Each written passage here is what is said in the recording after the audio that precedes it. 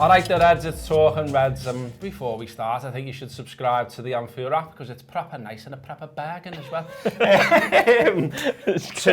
Today is me and Craig Hannan, and we're going to try and put a smile on your face because there's been a bit of shit news this morning. Not just about the general pandemic and kind of new lockdown and all that, and Prime Minister's announcements 8 o'clock tonight, all of that. Not just that, but how that's affected football already, which is that obviously Michael Gove was on the telly this morning. He said that the idea of getting fans back in the ground has now been paused. The Premier League has already said this would cost the Premier League alone about £100 million a month will be lost. But it's just a bit shit for us, isn't it? I mean, away from sort of analysing governments and coronavirus and the stuff you see in every single day, which is, totally bombarded by it and despairing about it by now. But it's just shit, I think, in that, it wasn't that long ago that me and you were sitting on a show talking about, we could have 12,000 in against Sheffield United. Yeah. And now in one fell swoop, that's gone. Yeah, and it feels like there's been a real mood lift within the fan base with everything that's gone on over the past sort of 7 days with the 2 signings, obviously a big win at the weekend, and one of the things that I've been thinking throughout all of this is, well, the reason I want to keep winning these games is so that whenever we do get back into the ground, that Liverpool are hopefully top, or there's a title race that suddenly we're in the ground for, and then we can be a small part or a catalyst in sort of getting them to number 20. And this feels like a bit of a body blow in that they're talking about 2021, which, to be honest, I think I always thought it would be 2021. I thought I just didn't see any sort of way. I know they were talking about 12,500, but people were talking in the news and the government about around October, around the winter, that there'd be another spike, and so I thought that was sort of not fanciful but hopeful at best, really. But it's a blow. It is a bit of a blow, and just at a time whenever we're bang up for it, we're dead excited, and I think we're just going to have to come to terms with the fact that it might be sort of not even the second half of the season, but towards the end of it, that we're towards the spring and the summertime, and it is disappointing to sort of wake up to today, really. I think it's a blow as well, much more so really for the smaller clubs, the smaller teams, and lower down the leagues and things like that. I've seen some stuff today where a few executives and stuff from clubs lower down the leagues were like, well, you've let us start our football now thinking that we're going to have fans back in the ground, but if you're now saying there could be a whole season without them, it's massive for them. We know that sort of at the very top level of the football, they will be okay. Yeah, the income from TV and advertising and everything else, okay, some of that will be hit, but they'll still get a load of it in, hence why we're still seeing spending in the transfer market. But, lower down the league, this could be make or break this situation for them. And I saw with the Liverpool lockdown as well that it was saying, don't go and watch even amateur sports. And I'm not sure I fully understand the science behind that, I've got to be honest, because, I've said a couple of times, I went to watch a game the other week, South Liverpool and AFC Liverpool. There was maybe 100 and odd people there. And, it was so easy to keep your distance. Yeah. There's no bar there or anything like that. You're just literally standing outside around a fenced off, pitch, watching a game of football. And, it was great. Yeah. It was great to go outside. It was great to see a match. And it was a bit like, I think if you're going to put things like that in place, the communication and the explanation around the situation needs to be a little bit better. As it stands, I think there's a lot of people saying around sport in particular, well, why not? Because a lot of it's outside. Yeah, I completely agree, and I think that we live in this bubble of, we're a Liverpool FC podcast, we talk about Liverpool, and our biggest worry 2 weeks ago was whether the club could afford to sign a footballer for 25 million and God knows however number of wages and so on. That was our biggest worry. But for the clubs further down the pyramid, it's their livelihoods, it's jobs, it is people's livelihoods at stake here, and it is them that I worry most about. Like I said, the Premier League will be fine. It might take a dent in their earnings and their revenue and their projections and so on, but they're able to change it and sort of work, right, well, maybe we can't do this next summer, maybe our transfer plans change a little bit, while these clubs at the bottom are week by week, month by month at times. And I mean, that's the bit I don't really understand. Like, I know for a fact that maybe I would go and watch someone like Prescott Cables every week because, you know, there is no football now for, you know, for us, for the... And they've been selling their tickets online, and people so the money that would have been spent, albeit it's a lot less, but the money that would have been spent, you know, in Anfield, buying a drink in Anfield, and the ticket, I mean, it's nowhere near that ticket money, but then can go further down. And I don't really understand how bars can be open until 10 p.m, but you can't go and watch Prescott Cables stood socially distanced outside around a football pitch. That makes no sense at all. And so I would hope there'd be some sort of plans for further down. And even teams like we're talking about as far down as Prescott Cables, even League One and League Two, this is a big problem for Championship as well, because there isn't as much money in the TV revenue. The vast majority of the revenue comes from gate receipts and tickets bought by fans, merchandise, and so on. So it's going to have a massive effect, like it has been for businesses around the UK. I just hope there's some sort of common sense around the likes of these, you know, the non-league teams and stuff, that they're able to work out something where it's a bit, you know, a bit more sort of understandable if you're allowed to sit inside and drink, but you're not allowed to stand outside and watch a football match. Yeah, I mean, there's loads of talk about bailout money and stuff like that, like we've seen in the arts sector and stuff like that. But you know, that's all to come. Not least we haven't even had this announcement from the Prime Minister yet. But yeah, away from the virus, obviously, as Craig said, in general, it's been a good time to be a Red recently. We obviously beat Chelsea at the weekend. 2 big signings as well. Frank Lampard cracking up. Blues telling us they're going to win the league. All of that kind of stuff. We covered a load of that on a newest show that we're doing called The Final Word. That is for subscribers. So if you don't subscribe, here is a taster of it. And if you like the taster, subscribe, download the app, have a go, watch the whole show. But here's a little clip from it. We dominated the game. We also saw Alisson save a penalty for the first time in his Liverpool career, ensuring a first clean sheet for the first time in 7 league games. And much of that, Kev, was obviously down to our big number 3, the 26-year-old, the 6'2", big boss Brazilian. One of the best defensive midfielders in the world. I don't think you get any arguments from anyone about that. But it seems, Kev, maybe one of the best centre-halves in the world as well. Only the 4th time he's played there in his club career. He's played 99 games as right back, by the way. But at centre-back, it's just Wolves in the FA Cup, away at Brighton, Bayern Munich at home, and now Chelsea.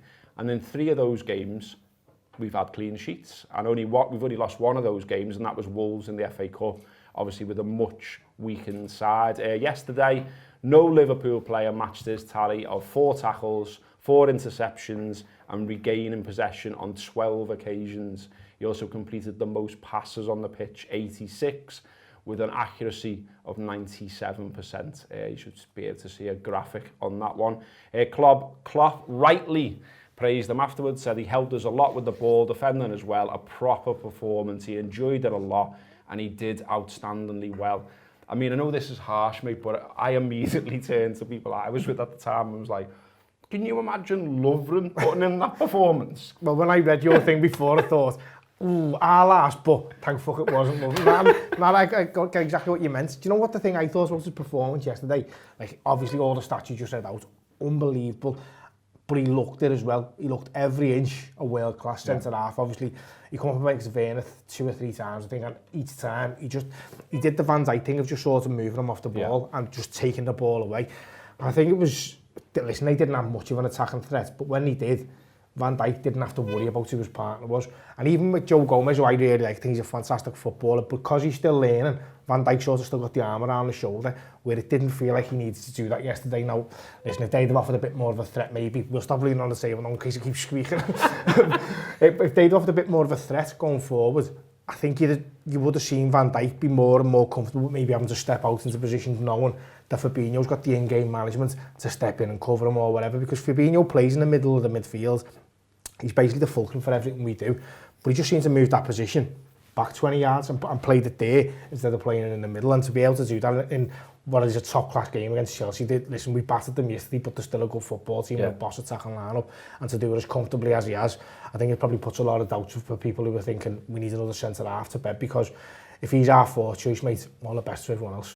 Okay, so there you go. So that is the final word. And that show, I've got to say, is worth watching just for the actual final word from Kev Walsh. I haven't seen this. There's been a lot of feedback on social about this, like, and I'm really worried when it's to do with Kev Walsh. Let's not clip it. Only for subscribers. Let's just put it that way. Do you know what? In general, though, like there has been like a proper, as I mentioned earlier, like the mood around the fan base. Like I fucking loved the last 5-6 days being a Liverpool fan. It's been everything you want. Like in terms of the transfers, the one that you've hoped for and waited for all summer, then the one that just comes out of the blue, fucking 6 hours later. I mean, like, God, the amount of work that we got through on Friday and Saturday, but it was fun work because, you know, everyone was happy and excited and settled, and then they get the 3 points at Stamford Bridge. It was absolutely perfect. So loads of content on there to get involved in, and the new video shows are going down fucking brilliantly as well. Sorry for swearing there, I just got a bit excited about it. completely unnecessary there, but yeah, get on it. Yeah, I mean, the only mistake that maybe Michael Edwards made with signing Jota was that maybe he should have let him stay so that he could beat Man City last night. But, you know... They talk about 4D chess, don't they? That would have been 4D chess. Let him stay and then pick him up today. You know, but I mean, I still thought, you know, I'm a Liverpool fan, obviously, but I still thought you saw bits there, little cracks in the armour, you know, that maybe other sides can get through against City. Wolves had some chances and he didn't take them all. But anyway, okay, what are we talking about? Well, listen, we've had a great time, haven't we, around transfers, around Liverpool transfers, and there's a bit of stuff floating around again today, which I'm sure loads of people will dismiss as fanciful. But, you know, given all the heavy news in the first half, I thought it'd be nice in the second half to get stuck into it and dream of the idea of Kylian Mbappe coming to Liverpool, because it's not going away. You know, like there are these continual links, and I know Klopp said, you know, we can't afford it. It's not really going to be an negotiation tactic. But 2 weeks ago, we said it was negotiation tactic with Thiago, and someone in the comments was like giving me shit saying they're not going to spend this. It's all managers are liars in press conferences and interviews. They're negotiating. Football is a lie. That's what Rafa Benitez says, and he was quite right. And also, they don't have to tell you the truth. It's not the government. It's a game of footy, and it's a football club. Anyway. But he is on. I've been having a bit of a look today at it all and enjoying myself watching Kylian Mbappe and going, be all right for the Reds, you know. He's on around 375 grand a week, which is the big stumbling block. And also PSG are meant to have dangled a bit of a carrot in front of him, saying, well, if you stay, you could have the same as Neymar, who's on about 600 grand a week, which is unbelievable, isn't it? But then also Madrid are interested. There's supposed to be a long-term thing where he wants to go to Madrid. But he's only 21. He could come and do 4 years at the Reds and then go to Madrid. You know what I mean? I don't think this is too fanciful, and that's the, like, we've had a bit of a joke, haven't we, on the Anfield Trap over the past year. Like Neil Atkinson started the Mbappe 2020 thing that's just like blown up. Like Sky Sports, BT, everyone on the internet's using it every time Mbappe's mentioned. But like, I think you're right. I think from the fact that Klopp and his team have been speaking to him in the background, or him and his representatives in the background for so long now, from when he was young at Monaco, and then at the time when he was looking to leave and Liverpool were interested. And I think that where Liverpool are now and they're standing within Europe, it's like if I'm gonna leave PSG, and he's not leaving for money, by the way, because he can get all the money he wants in the world. You can, now. You know, he's what? He's minted yeah, now. And that's, but even like when you hear him talking and you read up about him, and it's he wants to be a, like, I know this is an awful thing to say about a footballer, but he wants to almost be like a brand, like a worldwide brand, like a Michael Jordan, a LeBron James, and so on. And he wants that within football, and like he's got the ability, and he's won the World Cup, he's done things with PSG, but you know, he wants to come and play for a football side and a football club that well, they're just like Liverpool, that have like that history but are also creating their own history at the moment. And if you're looking around Europe, you're thinking, well, how many football teams would I want to sign for at the minute? And you look at Real Madrid, and like Real Madrid are Real Madrid, but they're not massively attractive in terms of where they are and what they're doing in the world of football. And I think that Liverpool are, very much are. Man City, I mean, they don't know whether Guardiola's going to stay on. You don't know what's going to happen after that. To Man City either, because of the geopolitical thing between the, you know, all of that kind of gear that PSG are not selling to Manchester City. But so even, you know, that aspect. Even the fact that Kylian Mbappe's mentioned this so much in the past, you know, we've read quotes where Jurgen Klopp's like eulogised over him, and you're right. I think he did at the time about 6 months ago when he was asked about it. He did say, like, you know, we wouldn't be able to afford it. But that's a negotiation tactic, because if Jurgen Klopp's asked about it and he goes, yeah, we could afford it, we're quite interested, PSG are going, well, they've got the money, so we're going to try and get this amount for him. Suddenly it creates this big story. We know what Liverpool are like, that in the background they're not saying anything about what they're doing in the transfer market, not even telling the local journalists until it's just about to come out. So there's the night links, there's the constant photos that he puts up with Liverpool footballers, and he goes the Reds on FIFA.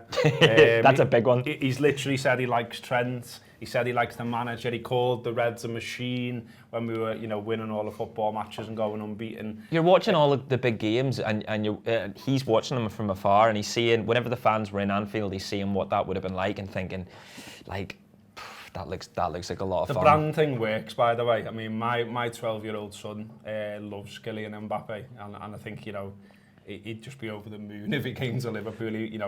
Every time I play him at FIFA, he goes PSG, and he's only going PSG because he wants to be Mbappe. Like young lads now, or young people now, whether it is FIFA culture or whatever, but they buy into the footballers as much as they buy into the football teams. Like Craig's officially old. He's just talked about young people. No, it's right though. No, you're right. Yeah. Shit. Get it. But when you ask these young kids, like, right, who do you support? Okay, Liverpool. Who's your favourite footballer? They'll say a Liverpool player, and then you go, who else? And they'll go Kylian Mbappe or Ronaldo or Messi. To them, it's like it's a completely separate entity because of the skills, the goals, what they've watched on YouTube, but also like their FIFA rating, which is quite a sad thing to say out loud, but it's true. And I mean, you see the excitement around Thiago signing the other day. Imagine Kylian Mbappe, he'd break the internet, and I think that's what he wants. Like, if we're talking about brand and you're talking about signing for a football team, you can go to Real Madrid, and Real Madrid have done this for years with footballers of his ilk, or you can go to Liverpool and break the internet and we'll build a statue and win loads of stuff, playing in front of all us madheads whenever we're back in. We'll get you an Mbappe statue if that seals the deal as well. Like, me and Robbo will like, we'll personally. We'll make it. I'll learn. The new bit in the French newspaper. Let me just get into character so I can say the title of the newspaper properly. So you're not going to do an accent, are you? Bonjour. Oh no. Je voudrais Kylian Mbappe. Oh, bad. It's L'Equipe. Fucked it up, haven't I? Sorry, French people. But anyway, the new bit to put in your pipe and get excited about. Ash's face is currently like this in the background. Joey Barr. Hey, yeah, me and Joey. Two lads from Iton nailing the French accent. But yeah, the new bit that you can put in your pipe and get excited about if you want, or you can just go, it's never going to happen, is it? Is that they say that we shouldn't, this is L'Equipe, they're saying we shouldn't forget that way back in 2016, Klopp called the player to try to convince him to come. Nor should we forget that in 2017, one of the two American owners of Liverpool landed their private jet in Nice, brought the Mbappe family on board and negotiated to try and convince the French football darling, did they really write that, to swap the Mediterranean for Merseyside. Today, Liverpool are the dominant force in English football, and contacts between Klopp and Mbappe's entourage have never stopped. It shows that, like, us as fans, though, we think summer by summer and transfer window by transfer window, don't we? And we think about, like, I mean, we've all been guilty of it in the past. Not saying I'm saying as us well, but like, you think back to Van Dijk and that summer when we were sat on gutters going, well, just buy a centre back because we need a centre back. But clubs will think more long term, and the Van Dijk deal had been something that they worked on for, say, 6 months, 12 months before, and that's not even the scouting, that's speaking to his people in negotiation in the background. But with the Mbappe deal, if they've been talking to him since he's been a kid, like, remember when he burst on the scene in the Champions League, and we're all going, God, who's this kid? But everyone in football already knew who he was because they'd seen him come up through he was already known to be like the next wonder kid, the next big thing. And so, they'll be strategizing long term about how they get to bring Kylian Mbappe in, and if it's not the first move between Monaco and PSG, then they'll be trying for the next move, and it'll be this thing that never stops, that is in the background until finally he signs for the Reds in 2021. We are a lot better at all that stuff because let's remember that once upon a time Steven Gerrard was asked to text Cruz to try and get him to come to Liverpool. Are you up? So, yeah, I mate. Cruz, you up? WUU2 or whatever. TBS soon. I mean, fucking hell. So, yeah, we're better at all that now, aren't we? And Klopp did say before we played them a couple of years back, he said, I love him, to be honest. What a player. A nice lad as well. He's a really good kid. What a player, what a player. He says he's outstanding. That's clear. He can deliver. He shows he's a really good, educated boy, and he knows what he's doing.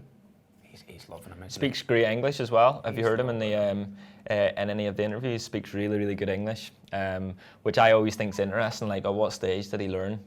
Do you know what I mean? So Thiago speaks good English as well. Yeah, so what time in his career did he think, well, at some stage I'd quite like this to play in England, so I'm gonna learn English now. But I think it's on. Contract expires June 2022. He's only 21 years old, as I said. He's currently valued at 162 million. And his current figures for PSG are played 125, scored 91, assisted 51.